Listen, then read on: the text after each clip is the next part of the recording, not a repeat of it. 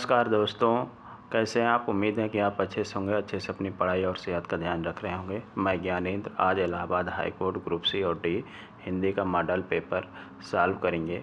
आपसे निवेदन है मेरे चैनल को सब्सक्राइब करें, लाइक करें, कमेंट करें। कोई सजेशन है तो बिल्कुल दीजिए, आपको वेलकम है।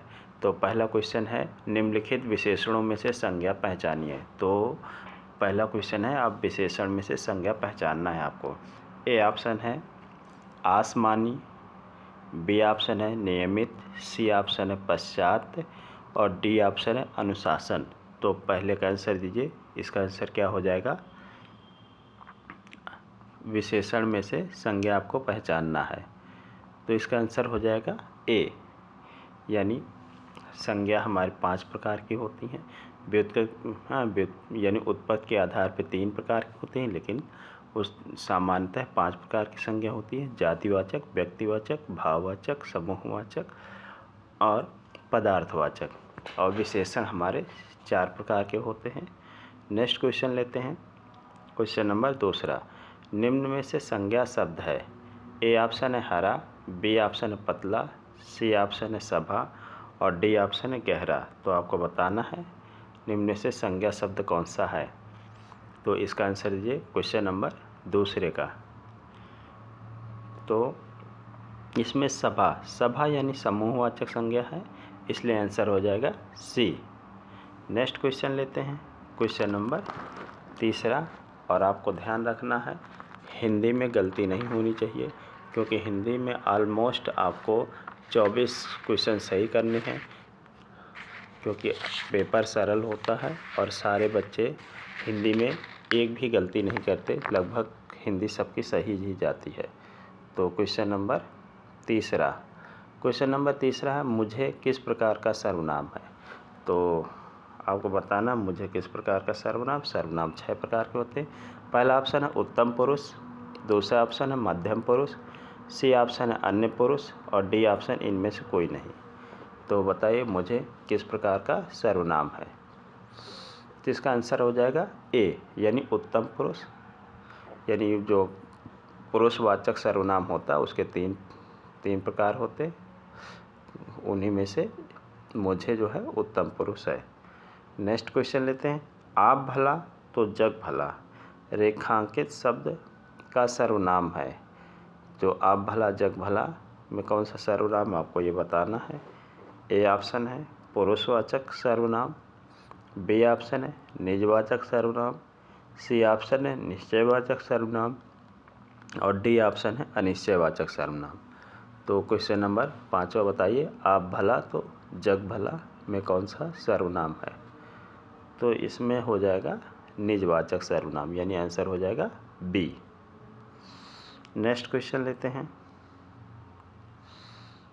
चतुर विद्यार्थी से प्रश्न पूछो।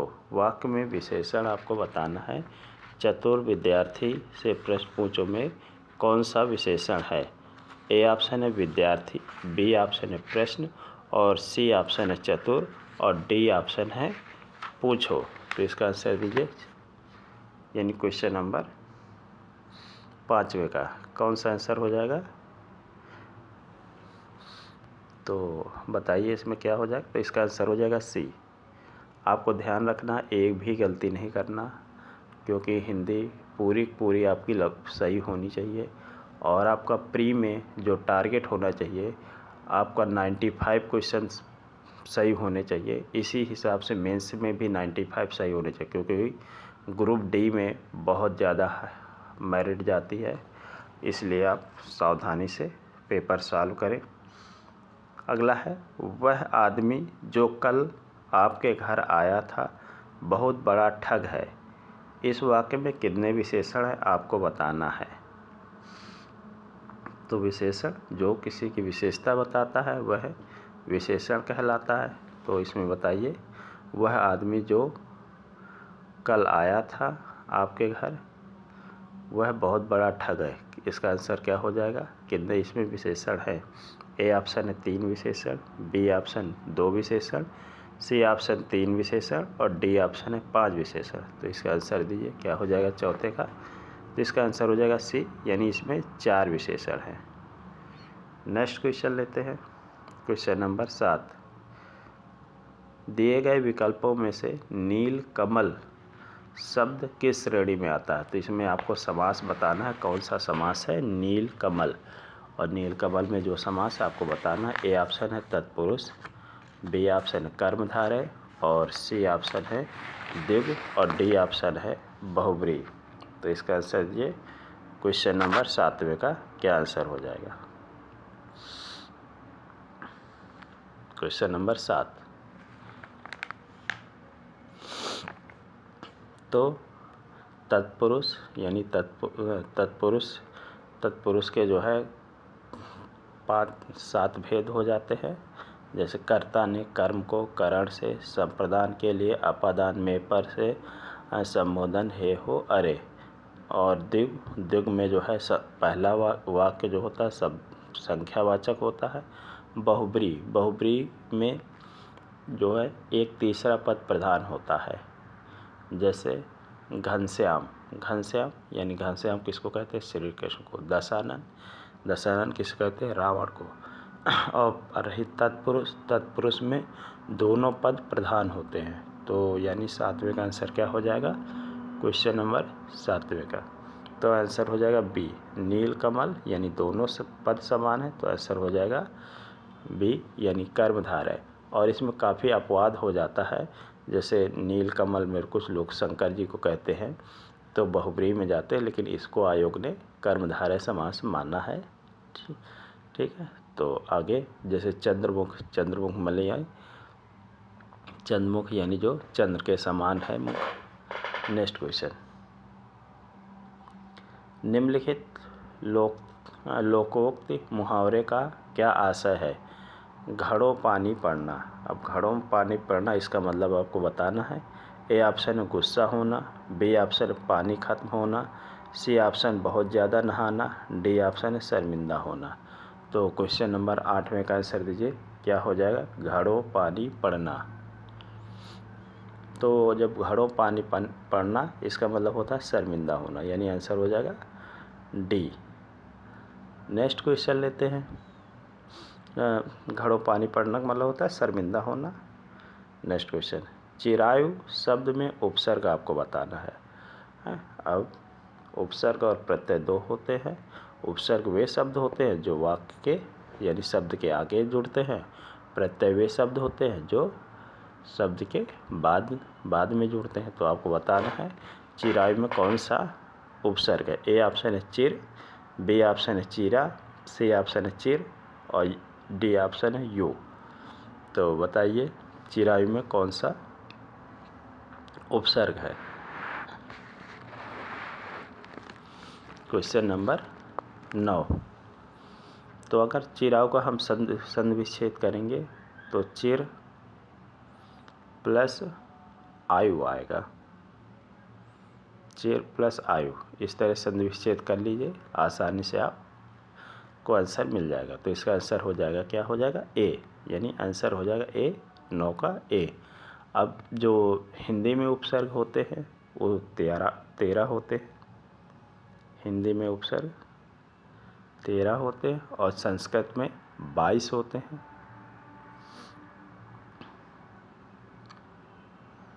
संस्कृत में उपसर्ग 22 होते हैं और उर्दू में उपसर्ग जो होते हैं 19 होते हैं।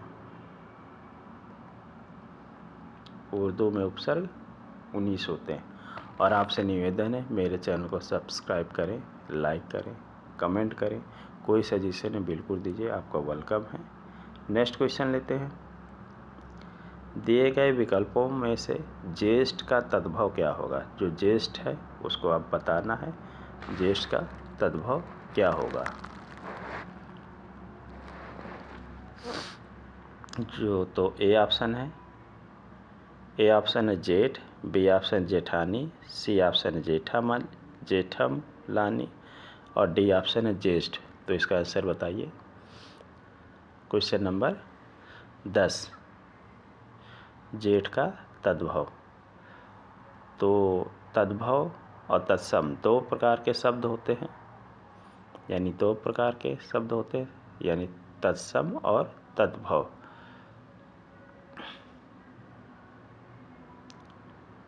तत्सम और तद्भव।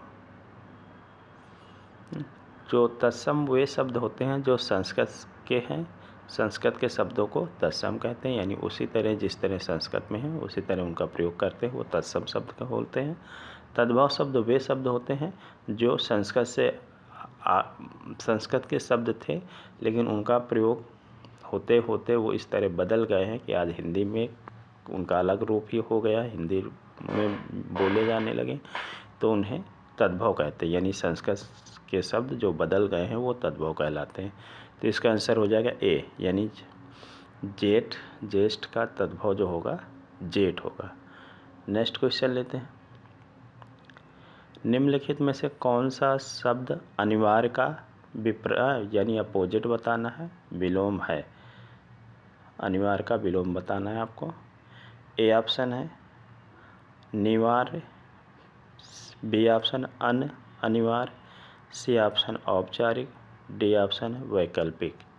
तो क्वेश्चन नंबर 11 का आंसर बताइए। 11 का क्या हो जाएगा?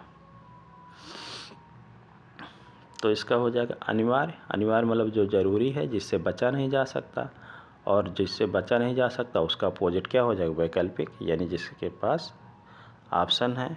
तो इस ऑप्शन से एक मुझे स्टेटमेंट ऑफ प्रेशर का याद आया। जब हम लोग तैयारी में ए, बी, सी और डी ऑप्शन, यानी ए का मतलब है हम लोग सोचते हैं कभी कि लेखपाल में नहीं हुआ तो हाई कोर्ट में हो जाएगा, हाई कोर्ट में नहीं हुआ तो किसी अन्य जीडी में हो जाएगा, या जीडी में नहीं हुआ तो सीजीएल में हो जाएगा। तो जब हम इस तरह ऑप्शन चुनते हैं तो ऑप्शन जेड तक पहुंच जाते हैं। इसीलिए कोशिश हमें ये करनी है कि ए ऑप्शन चुने, यानी जे जो फॉर्म हमने भर दिया है कोशिश करें उसी पर ही नौकरी ले ले। ये दिमाग में ना रखें कि अब ये इसमें नहीं हुआ तो दूसरा ऑप्शन है, दूसरे में नहीं हुआ तीसरे ऑप्शन है। तो अपना 100% अगर इलाहाबाद हाई कोर्ट का फॉर्म आप लोगों ने डाला है तो उसको कोशिश करिए कि इसी में सिलेक्शन हो जाए, यानी ए, बी, सी ऑप्शन मत चुनिए अनिवार्य रूप से, यानी अनिवार्य आपको रहना है, वैकल्पिक में नहीं जाना। चलिए अगला क्वेश्चन लेते हैं। दिए गए विकल्पों में से सही वर्तनी का चुनाव करें। तो आपको सही जो लिखा है वो आपको बताना है। कर्तव्य निष्ठा किस तरह से लिखा जाएगा आप बताइए, का आंसर क्या हो जाएगा इसका?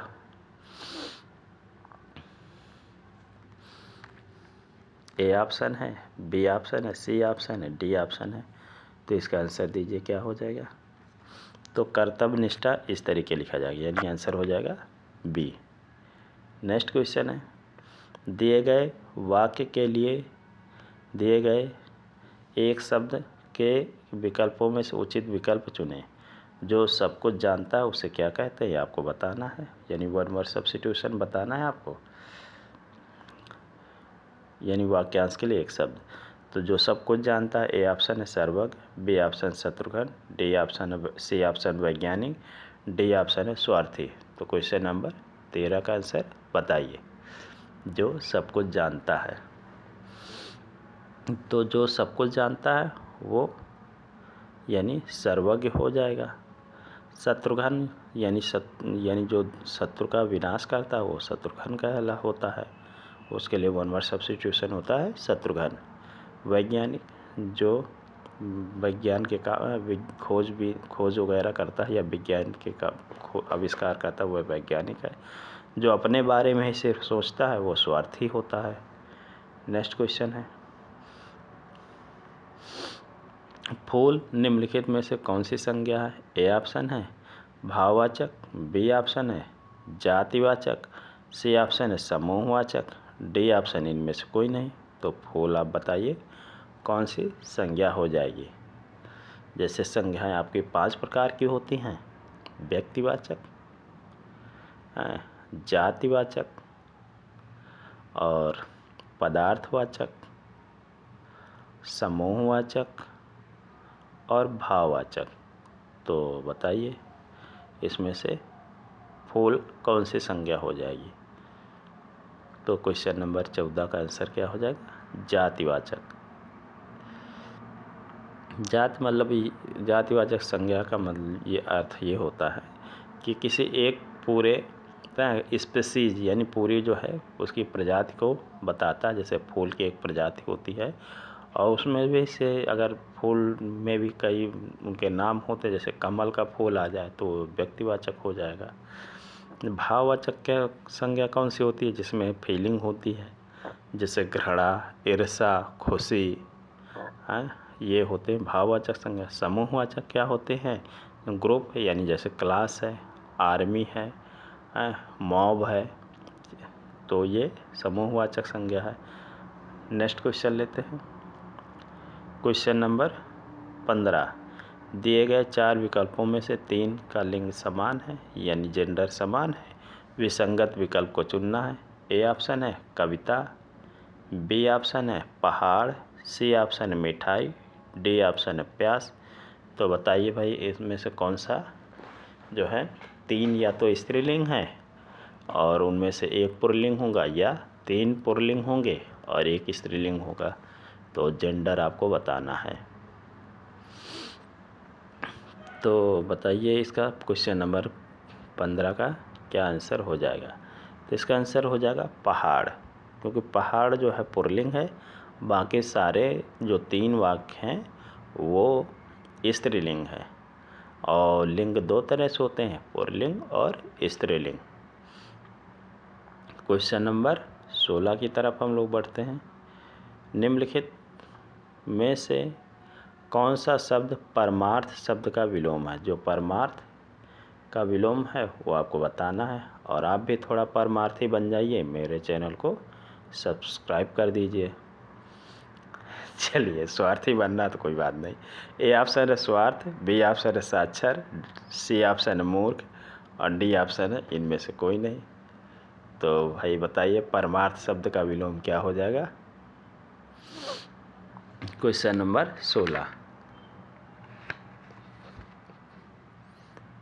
तो परमार्थ का विलोम शब्द क्या हो जाएगा बताइए इसका? तो इसका आंसर हो जाएगा स्वार्थ, यानी परमार्थ का विलोम क्या होता है? स्वार्थ होता है। अब साक्षर का विलोम कमेंट में लिख दीजिए, साक्षर का विलोम क्या होता है? साक्षर का होता है और मूर्ख का लिख दीजिएगा। नेक्स्ट क्वेश्चन लेते हैं। क्वेश्चन नंबर 17 सॉरी 17 टाइपिंग नहीं किया क्या? हेलो, कोई बात नहीं। इनमें से कौन सा शब्द ज्वाला शब्द का पर्यायवाची नहीं है? जो ज्वाला शब्द का पर्यायवाची नहीं है वो आपको बताना है। ए ऑप्शन है आग, बी ऑप्शन अग्नि और सी ऑप्शन है कानन और डी ऑप्शन है अनिल। तो बताइए भाई, ज्वाला शब्द का पर्यायवाची नहीं पे ज़रूर ध्यान रखिएगा। अधिकांशतः हम लोग जो है नहीं को ध्यान नहीं देते और उसी में गलती हो जाती है। तो कानन, कानन माने होता है जंगल है, तो ये ज्वाला का पर्यायवाची शब्द नहीं है। जैसे वन है, अरण्य है, कांतार है, विपिन है, ये सब जंगल के पर्यायवाची होते हैं। आग, आग का पर्यायवाची जो होता है अग्नि होता है, अनल होता है, पावक होता है और दहन होता है, वही होता है, वैश्वानर होता है, धूमकेतु होता है, कृषाण होता है, जातदेव होता है। नेक्स्ट क्वेश्चन लेते हैं। Question number 19। नीचे दिए गए मुहावरों में से कौन सा मुहावरा दर्शाए गए व्यवहार का सबसे सटीक वर्णन करता है? ए ऑप्शन है पहले स्टेटमेंट पढ़ लेते हैं। कुछ लोगों की सोच तो साधारण होती है मगर उनका मुंह हमेशा तलाशता रहता है। अब क्या तलाशता रहता है ये आपको बताना है। ए ऑप्शन है मन मन भाए मुंडी हिलाए, नाच न जाने आंगन टेढ़ा, और क्या है आगे देख लेते हैं, थोड़ा उसको ऊपर कर लेते हैं। हाँ, मन भाए मुंडी हिलाए, नाच न जाने आंगन टेढ़ा, जितनी लंबी चादर उतने लंबे पैर, अधजल गगरी छलकत जाए। तो क्वेश्चन नंबर 19 का आंसर दीजिए, क्या हो जाएगा? तो इसका आंसर हो जाएगा डी, अधजल गगरी छलकत जाए, यानी जो है कुछ लोगों की सोच तो साधारण होती है लेकिन उनका मुंह हमेशा चलता रहता है, तो कम ज्ञान होने की वजह से लोग हमेशा बड़बड़ बोलते ही रहते हैं। तो यानी आंसर हो जाएगा इसका डी। नेक्स्ट क्वेश्चन है, इन शब्दों में से तत्सम शब्द पहचानिए। जो तत्सम है वो आपको बताना है। ए ऑप्शन है वधू, बी ऑप्शन है घर, सी ऑप्शन है सूत, डी ऑप्शन है दूध। तो क्वेश्चन नंबर 20 का आंसर दीजिए। इनमें से कौन सा तत्सम शब्द है? तो इसका आंसर हो जाएगा ए, यानी वधू जो है तत्सम शब्द है। बाकी जैसे घर, घर का तत्सम क्या होता है? ग्रह होता है। घर का तत्सम ग्रह होता है। सूत का क्या होता है? सूत का होता है सूत्र, सूत्र होता है। दूध का क्या होता है? दूध का होता है दुग्ध, दूध का दुग्ध होता है। नेक्स्ट क्वेश्चन लेते हैं, क्वेश्चन नंबर 21।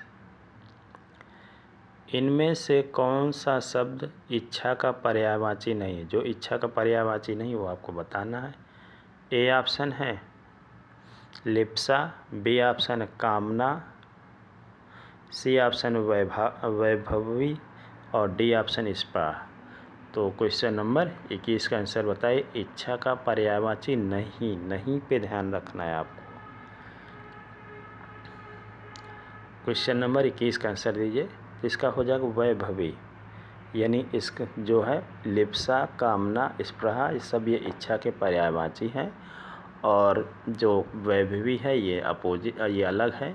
जैसे लिप्सा, कामना, स्पृहा, आकांक्षा, वांछा, अभिलाषा, मनोरथ, चाह, ईह, वासना, ये सब पर्यायवाची हैं। नेक्स्ट क्वेश्चन लेते हैं, क्वेश्चन नंबर 22। इन वाक्यों में से तद्भव शब्द पहचानिए। जो तद्भव शब्द है उसको आपको पहचानना है। ए ऑप्शन है उपवास, बी ऑप्शन है वधू, सी ऑप्शन है सत और डी ऑप्शन अचरज। तो बताइए इसका आंसर क्या हो जाएगा, कौन सा तद्भव है? क्वेश्चन नंबर 22 का आंसर दीजिए। तो इसका हो जाएगा अचरज, यानी डी आंसर सही हो जाएगा। जैसे अचरज का जो तत्सम होता है वो आश्चर्य होता है, अचरज का आश्चर्य होता है। और वधू का बहु होता है, वधू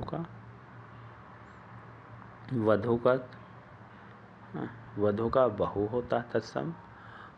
और सत का स होता है, सत का तद्भव स होता है। और उपवास का उपास होता है, उपवास का उपास होता है। आप वीडियो थोड़ा स्पीड से भी देख सकते हैं अगर आपको इजी लग रहा है सब। इनमें से कौन सा शब्द अश्व का पर्यायवाची नहीं है उसे आपको बताना है। जो अश्व का पर्यायवाची नहीं है, ए ऑप्शन है सेंध, बी ऑप्शन है घोटक, सी ऑप्शन है तुरंग, डी ऑप्शन है घोड़ा। तो क्वेश्चन नंबर 23 पे हम लोग पहुंच गए हैं। तो बताइए अश्व का पर्यायवाची नहीं है वो आपको बताना है। क्वेश्चन नंबर 23, तो इसका आंसर हो जाएगा सेंध, यानी सेंध जो है नहीं पे ध्यान रखिएगा। सेंध जो है अश्व यानी घोड़ा का पर्यायवाची नहीं है। अब जैसे घोड़ा के पर्यायवाची होता है घोटक होता है, तुरंग होता है, बाज होता है, सैंधव होता है, ये सब घोड़ा के पर्यायवाची है। नेक्स्ट क्वेश्चन लेते हैं, क्वेश्चन नंबर 24। रवि का मन आज पढ़ाई में नहीं लग रहा था, उसे चाट पकौड़ी खाने का मन था। वह अपनी माँ के पास गया और बोला, माँ तुम आज बहुत सुंदर दिख रही हो। ठीक है, कौन सा मुहावरा रवि के इस व्यवहार को बाखूबी दर्शाता है आपको बताना है। क्वेश्चन नंबर 24, यानी रवि अपनी मम्मी की बड़ाई कर रहा है तो उसके मन में कौन सा अपना काम सिद्ध कराना चाहता है, वो आपको कौन सा मुहावरा आएगा ये बताना है। ए ऑप्शन है मन भाए मुंडे हिलाए, बी ऑप्शन है नाच न जाने आंगन टेढ़ा, सी ऑप्शन अपना उल्लू सीधा करना, डी ऑप्शन है ना 9 मन तेल होगा ना राधा नाचेगी। तो क्वेश्चन नंबर 24 का आंसर दीजिए। तो इसका आंसर हो जाएगा सी, यानी वो अपनी मम्मी की तारीफ इसलिए कर रहा था क्योंकि उसको अपना उल्लू सीधा करना था। नेक्स्ट क्वेश्चन है, क्वेश्चन नंबर 25 है। इन शब्दों में से तत्सम शब्द आपको पहचानना है। जो तत्सम शब्द वो आप बताइए कौन सा है।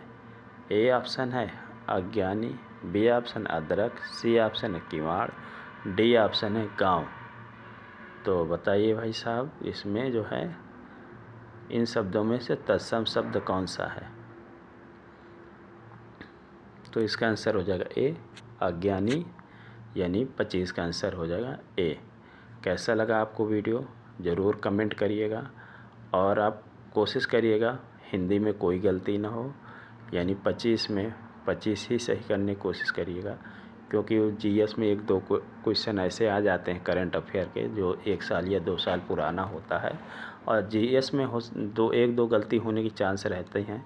इंग्लिश में भी 1-2 गलती की चांस रहते हैं। तो हिंदी में पूरा करिएगा। और ठीक है, धन्यवाद, नमस्कार।